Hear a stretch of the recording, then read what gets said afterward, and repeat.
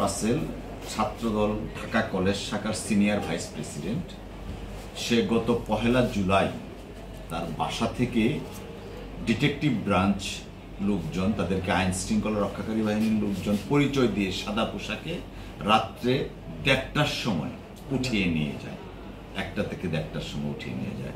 তার বাবা, তিনি একজন সাংবাদিক এবং শরীয়তপুর জেলা সাংবাদিক ইউনিয়নের সভাপতিও বটে।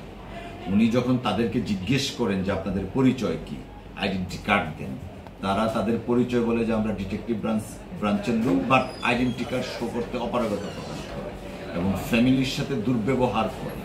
এক পর্যায়ে এই রাসেলকে উঠিয়ে নিয়ে যায় এবং তাকে হ্যান্ডকাফ করিয়ে যখন নিয়ে মাইক্রোবাসে তুলে, তখন তার পরিবারের লোকজনের সাথেও যথেচ্ছভাবে খারাপ আচরণ করে।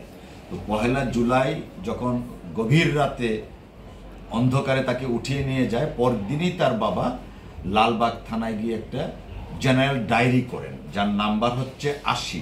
অর্থাৎ 1 তারিখে উঠিয়ে নিয়ে যায়, 2 তারিখে জেনারেল ডায়েরি করা হয়, লালবাগ থানায় নাম্বার হচ্ছে 80। পরবর্তীতে তিনি অপেক্ষা করছিলেন এবং র্যাব, ডিটেকটিভ ব্রাঞ্চ, পুলিশ সব জায়গায় যোগাযোগ করেও হদিশ পাচ্ছিলেন না।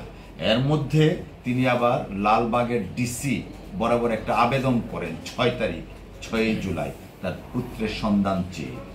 এখন পর্যন্ত তার কোনো সন্ধান মেলেনি, যা ডেইলি স্টার, প্রথম আলো সহ সমকাল বিভিন্ন জাতীয় দৈনিক পত্রিকায় ফলাও করে হয়েছে এবং বিএনপির পক্ষ থেকেও তার সন্ধান চেয়ে প্রেস ব্রিফিং করা হয়েছে।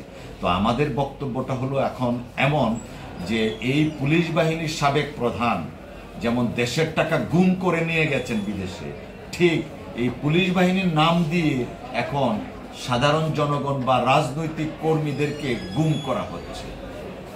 আমরা আজকে, তার বাবা এসছেন আমাদের কাছে, আজকে হেভিয়াস কর্পাসের আলোকে একটা রিট করা হয়েছে।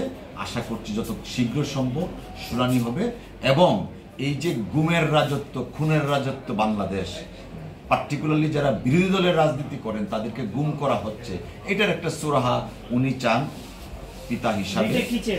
রিটে আমরা চেয়েছি তাকে কোর্টে সুপার্দ করার জন্য, হাজির করার জন্য, এবং আইজিপি সহ ডিটেকটিভ ব্রাঞ্চ, ডিসি যারা যারা সংশ্লিষ্ট আছে তাদের কাছে নির্দেশনা চেয়েছি তাকে সুপার্দ করার জন্য, আদালতের সামনে হাজির করার জন্য।